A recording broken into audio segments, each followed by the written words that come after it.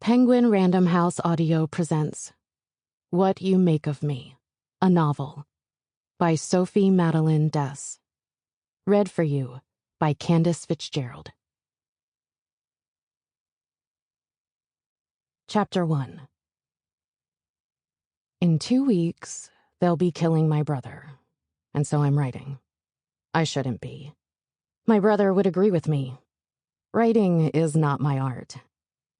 I am a painter, though I don't expect you to have heard of me. If you saw me at a cafe, you would not know me. You'd have no questions for me. Soft pop would be thumping and you'd be into it. And I'd only be another person sitting there plain-faced with blueberry eyes. My hair dyed some variation of oat or vanilla, shirt and pants bleeding together in one weedy monochrome.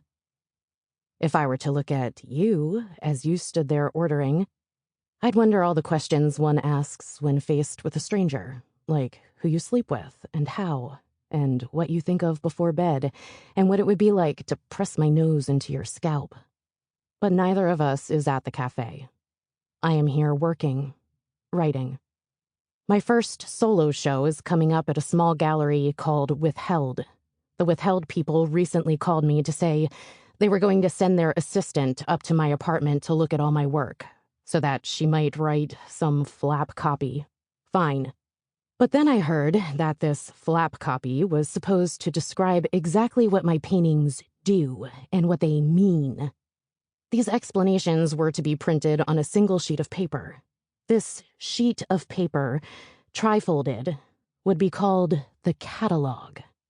And this little catalog would be printed 100 times over and would sit stacked on a plastic tray at the front of the gallery, available to gallery goers upon entry or exit. For days, they've been sending her to my door, the assistant. For days, she's been knocking at noon, and for days I have denied her entry. Under any other circumstances, I'd have allowed her in. She is chatty and structurally perfect. Her face, in particular, because of its modernity and slight resemblance to a kitchen, has an industrial beauty, vast cheeks, boxy nose. If she came in now, she'd see me naked, perched here on my small metal stool. I've just opened the window. A gently polluted breeze is sifting off the sidewalk and I'm spreading my legs, letting the air come up cool through my crotch and hot out my mouth. I make it work like an organ sweep, a little urban exorcism. The only stimulants in this whole space are my paintings, placed like mistakes along my wall. All the paintings are of my brother. You would not recognize him in them. In real life, my brother has a straight line down his nose, caramel hair that waves upward, and eyes that are a very difficult blue, like there's black beneath them. But in the paintings, you won't find him like this. I've given him new shapes. You might mistake his cheek for an elephant tusk, his mouth for a small vat of blood, his nose the cracked edge of a tile. What I mean to say is, Withheld will not be trifolding me and my dying brother into that little catalog. I'll do it myself. All this time, I've been sitting up here feeling dramatic, feeling nothing, thinking. That lucky boy gets to drop off and I'm stuck here clinging. Now, however, I'm starting to feel the holy series of convictions one must always feel when setting out on something new. This is the best idea I've ever had. This is the only idea I've ever had. This is the only idea anyone has ever had. I'm aware these convictions sound less exciting when written. That's always the way with language, an insufficient medium. I try not to use or consume it. It's not that I haven't read, it's that I'm an adolescent reader. I read too selfishly. I pick up books trying to figure out more about myself, as my brother Demetri has advised.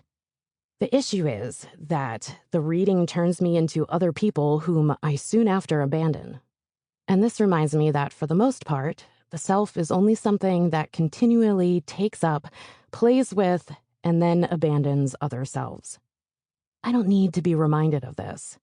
And anyway, words should be spoken, not written. Like how they used to do it. A return to the glory days of oral. As I am now understanding, the worst thing about writing is that it takes time. Therefore, writers must believe in old-fashioned things like focus. I have no faith in this. My faith is in the image, in instantaneity, in the ability to see and say it all at once. In a sense, Demetri's faith was also in the image. He worked in documentaries.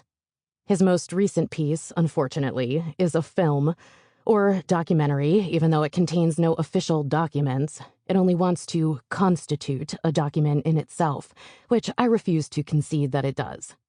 A film about us. Mostly about me, but not too much on this because it embarrasses me, and I will only say that when I found out he made it, at first I really thought, good, that's fine. At least it's off his chest. In fact, I was surprised he got it done. Because often my brother was the victim. Is the victim? What's the tense for the dying? Of what he only semi-ironically called his spiritual quests. The specifics of these quests are irrelevant. Just know he was one of those people whose life centered around moral questions like, am I wrong? Did I do wrong? How can I amend? Demetri would sit naked in the East 10th Street bathhouses and think about these questions. He'd sweat them out. Note: out. Oil on linen. 40 by 50 centimeter, medium. I'm listing the dimensions in centimeters and realizing it's going to be very hard to picture the sizes of canvases in your head. What regular person knows what 40 by 50 centimeters really looks like?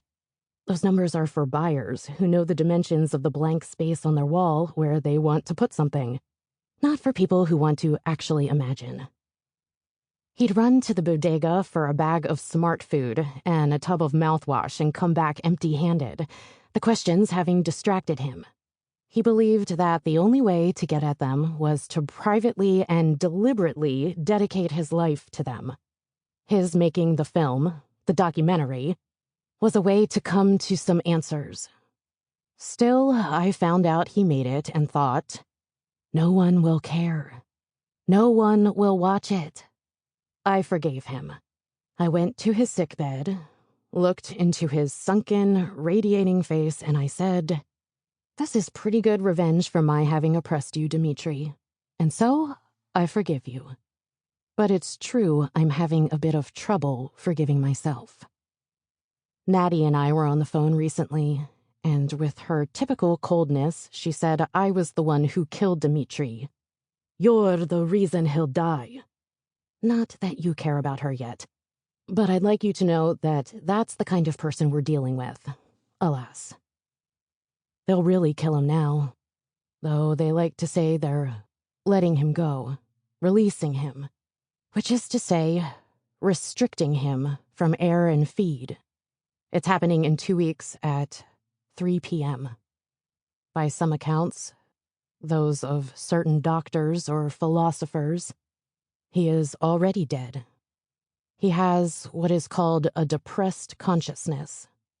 A tumor is sitting squat on his meninges. And now his brainstem has turned inward, become a stubborn child with its arms crossed, refusing to liaison properly between the spinal cord and cerebrum. Still, as he dies, his pride only seems to grow. I go to his little sick room to visit him. He's arranged it so that the Replacements and Pharaoh Sanders are playing through his speakers on rotation. He is lying in bed, silent. His face stares up at nothing and is dry, glowing.